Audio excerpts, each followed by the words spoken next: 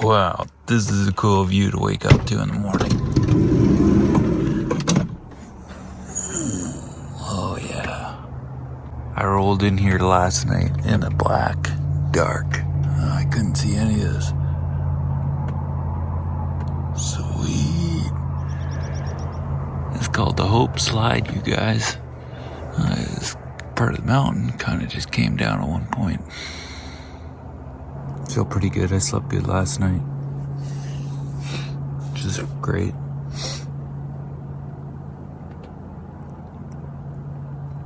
And this place is pretty beautiful. I could sit here with my binos and look for wildlife.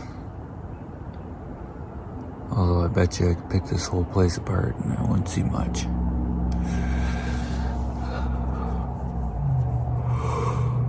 Oh, whoa. And nice to be in a non-familiar area, that's for sure. Really nice to be in a non-familiar spot. It's so awesome to live in a place that has got these vistas. I love it. I came out to BC quite a while ago, I guess. When I was about 10 years old, I came out here and I fell in love with it. And I knew in my heart of hearts that I wanted to live here. And it's not to say that it couldn't feel that way somewhere else, but like this place just, it landed somewhere in my heart. And when I got out here and I finally moved out here, it felt like I came home for the first time in my life. And I just didn't have to think about where I wanted to live anymore. And it's quite an unusual feeling. Hard to describe that to somebody unless you've felt that one yourself. But yeah. So when my ex really didn't want to live here and she wanted to move somewhere else, I just couldn't quite wrap my heart around that one. And there was a lesson in the relationship that I needed to learn, and that was, I was drifting away from my own integrity quite a few spots, and this was one where I knew I needed to listen to this, and even though in this case it means my daughter's moving away with her mother, at least for now anyway. I needed to listen to this still. If I just followed them out there's going to be a lack of integrity with that one.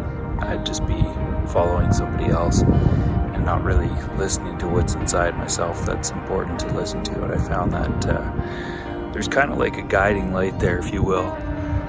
And when you drift away from it and you start doing things that are out of alignment with it, that's where I got into really unhealthy, bad place in the relationship. And when I say unhealthy and bad, I mean I just wasn't myself anymore. The things that I loved to do, they fell to the wayside, and I got really depressed and sad and upset, and I felt like I was entwined in something that just wasn't right. There wasn't something right about it. I felt like it's in the wrong place. And it was bad, you guys. I felt disconnected from who I was spiritually. And then of course I got mentally tired because I was working a lot. I wasn't sleeping much in the time we were together. A lot of late nights and arguments and stuff. And sleep deprivation caught up with me, and I was just becoming a real wreck. Anyway, that's all the past now. And in a way, it's important not to dwell on any of that stuff or really rehash it out and think about it as much. it was what it was. It's time to move on. And everybody changes and everybody grows.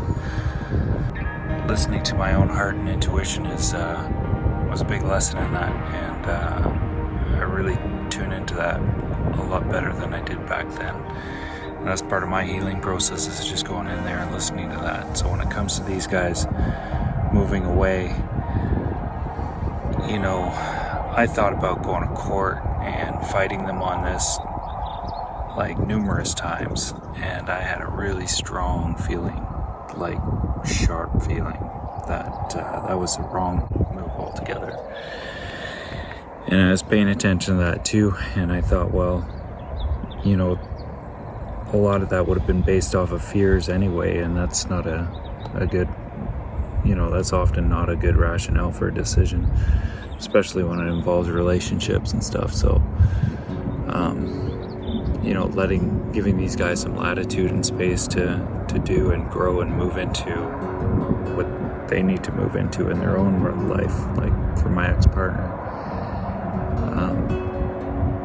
that's more having compassion and stuff. And sure, there's this loss that's associated with it, and having my daughter move away. All these things aren't forever anyway, but it's just the initial impact of it is really, you know, it's a big heavy hitter. But it's all gonna be just fine. I believe that in my heart, and you know, I just hope whatever comes up for my daughter, she's able to work through it in a way that's healthy, and I'll do everything I can to sort of help her unpack anything that might come about from this whole thing, and hopefully nothing does. I mean, she seems like a pretty solid kid on her feet, and really adapts to change really well. So, you know, this might just be within her set programming, I guess, to be able to just move around. So I don't know how she's going to interpret it, but hopefully there's no, like, you know, childhood traumas develop out of it, because we'll have to work on that later. Anyway, maybe I'll chat more about that stuff later. I'm gonna get on with this drive, guys, and got a shaky camera. I'm not holding it super steady. I'll try to work on that. I'm excusing myself right now because, yeah, I just wasn't even gonna film much right now, but I guess I am filming a little bit. Sure, it's nice to be out of the city and in a non-familiar spot. So I'm gonna keep going up the road that way, go see if I can find my friend Chrome. I don't know what's happening after that. At some point I'm gonna go back up to Squamish and take care of a couple more things, and I'm gonna think about taking my passenger seat out of my van.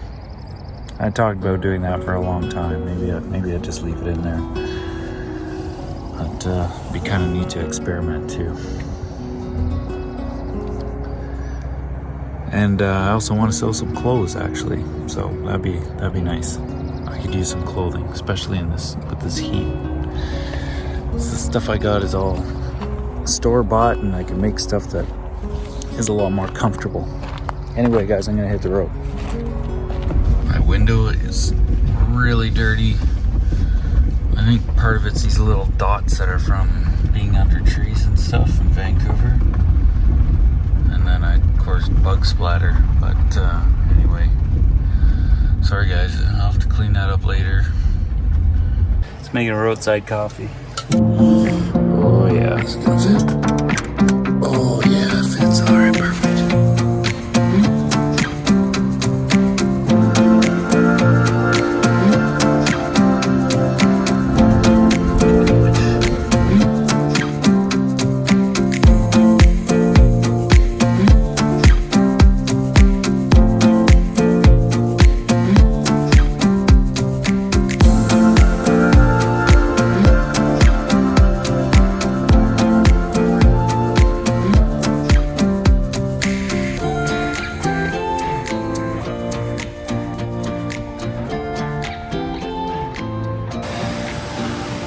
Made it, guys. There's a spot up that way, but there's some people there.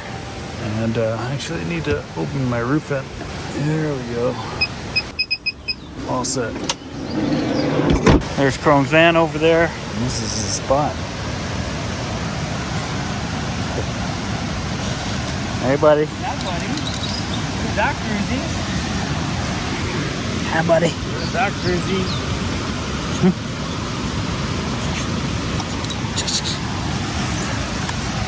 What's up, man? Hey, man. It's a nice spot you got. Yeah, not bad. That dirt's gonna get up every crevice of your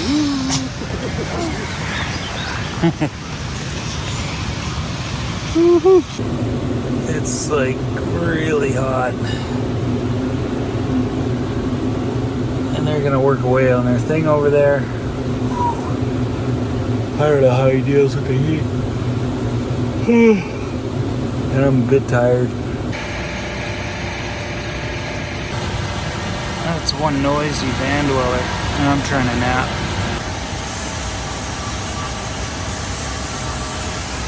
It's one hot, hot day. And tomorrow's supposed to be hotter.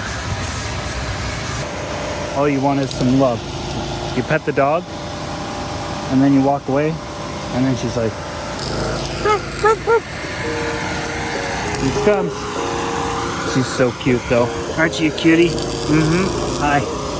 Hi. Hello. Mm-hmm. Look at this thing. She's like really small. She's minivan size. Anyway, you know, here's Chrome's operation. We got sander down there, grinding, welding, making a lot of noise.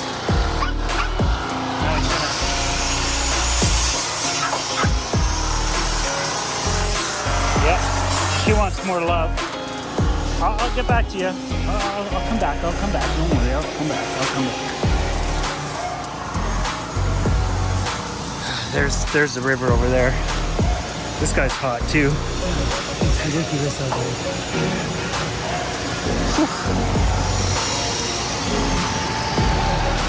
He's just like...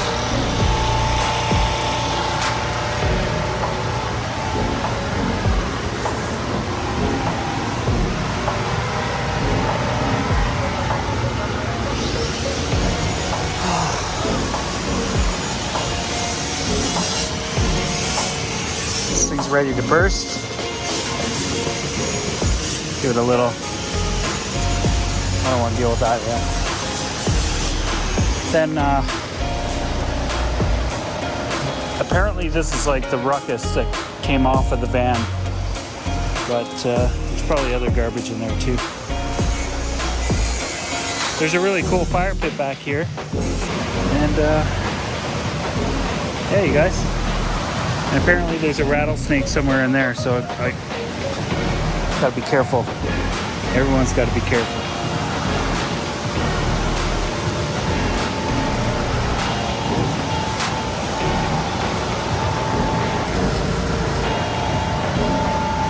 It's dirty. Anyway, a random little fact is this badly beat up bush is a burdock bush. That's a second year growth. That'll grow burrs. Watching for rattlesnakes, watching for rattlesnakes. Do you see any rattlesnakes, you guys? And that one back there is first year. That one's gonna have a really good edible taproot in it. Now I might just try to dig that out of there. Digger. Hey buddy. You wanna watch me do this?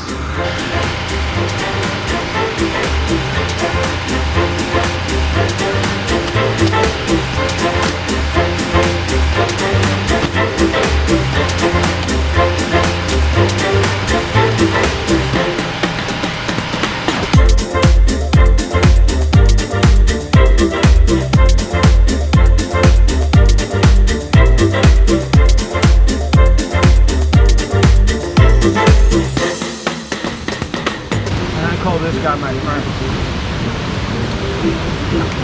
Never had a friend before that just digs a foot down deep and pulls a weed under the ground and eats it. Didn't I poop there earlier? Weirdos unite, baby. Weirdos unite.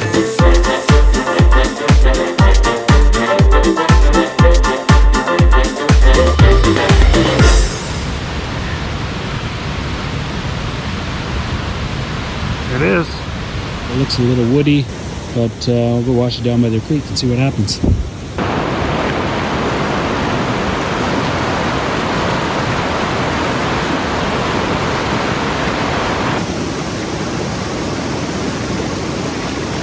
There we go. We'll cut into it and see what it looks like. It's actually kind of woody.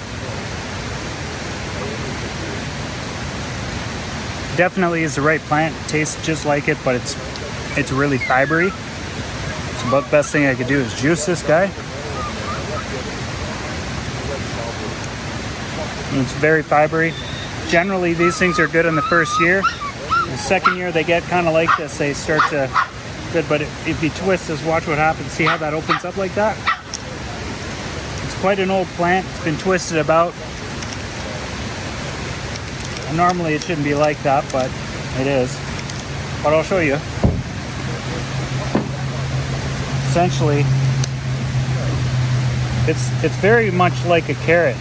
Even the inside of this thing's kind of rotted out. You want some? Is that what you want? I don't think you like it, man. It smells fresh though, right? Good effort, but no. We'll see if I can get another example of that in a later video. Get a younger plant. Anyway, I'm gonna kind of clean up and get ready to make we're ready to cook a steak. We got steak tonight. Well, that's exciting. Australian grass-fed ribeye. You're all done? All the stuff we use to get it done. Just got to get bonded up over those pieces, and that's the end of it, man. That was perfect. My plan was genius. I got bored, I started digging in the dirt, and then everything happened without me even being involved. Really? You gonna go that route? If you need to do body work in the bush, this is the kind of gear you need. You need a welder. You gotta have argon CO2 mix because you're welding steel. You need an air compressor, a generator, gasoline, extension cord, grinders, drills, clamps, hammers, a vacuum cleaner, and a tarp. What's the tarp for? Wind from so the argon doesn't get blown away. So smart. And you need someone to do the work. Yeah. How come you're so dirty? And the ability. I just been rolling around in the dirt pretending. Makes me look cool in videos. Sweet. Make up! Yeah. Hey, you guys want to catch fish in the river? What are you gonna do? Put a tree root in there? Yeah, no, I don't know. I mean, generally in most places in BC, you can't use bait in a river. Yeah, but first of all, the water's too fast right now. There's fish in there. So I'm wondering if there's any fish in here.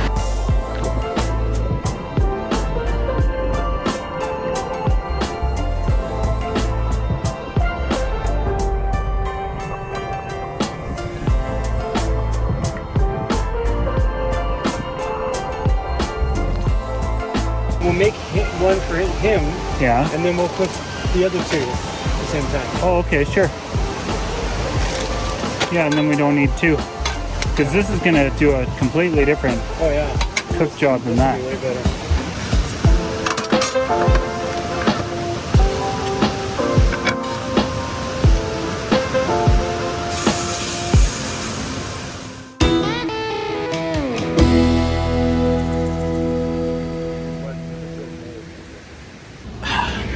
That was a pretty tasty meal. Thanks, Chrome. Did a good job on that steak. Overcooked that thing, but it was really good.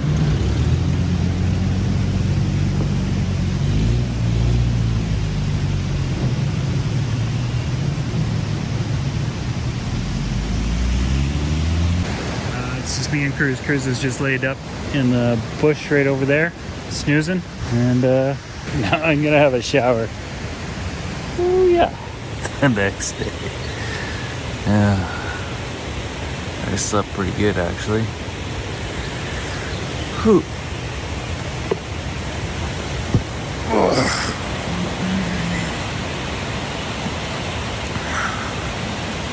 I woke up and I could smell primer coming in through the windows. Yeah, he primed that little patch right there. A little piece of Bondo. A little piece of Bondo. Oh, that's a good name for a dog, isn't it? Call him Bondo. Yeah, that's a good name. I'm just gonna get the van packed up. Chrome's gonna finish packing up his van. We're gonna get that junk and we're gonna roll out of here, see if we can meet up with Emmy and probably reach out to Jeff and Mark, see if we can get in contact with those guys. Maybe do a little meetup again. I haven't seen those guys. We haven't had the crew together in a while. But that'd be good. Right now, yeah, it's good to be around friends for the moment. I was still feeling some stuff last night, and I was like, man, I'm gonna feel this for a while.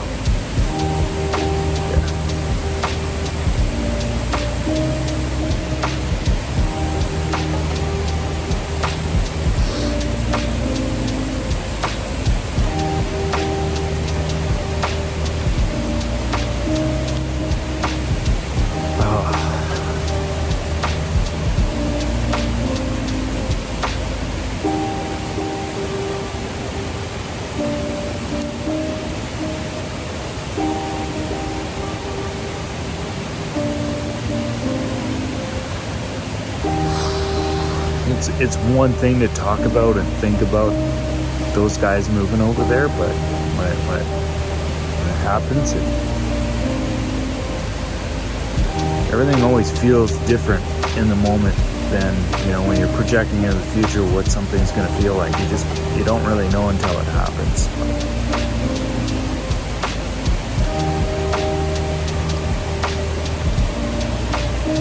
Man, I love my daughter so much, and anyway, there might be the odd echo of this kind of thing for a little while, but it's nice to have the camera up again. Anyway, you guys, I'm gonna get to work. I'll see you soon. You like the house, eh? See, dogs always know when you need a bit of love, they'll come by and help you out. Hey, there's a bear. Hey, come on, get off of there. I gotta sit on that thing later. Dirty dog. Super dirty. You ready to go? Yeah, we're gonna go, man. We're gonna get out of here. I know you've been stuck here for over a week. I feel you, bro. I feel you. It's one dirty, mucky, well, not mucky, but it's a dirty place to be for sure. No farting in here. I smell that. That's pretty gross, bud. Ooh.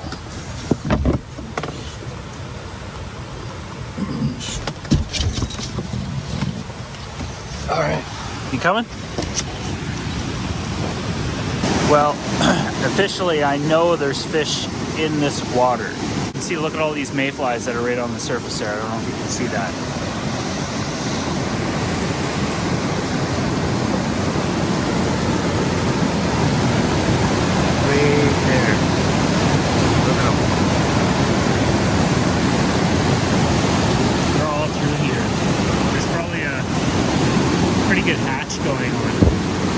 Fish in there. I'm just not going to fish this body because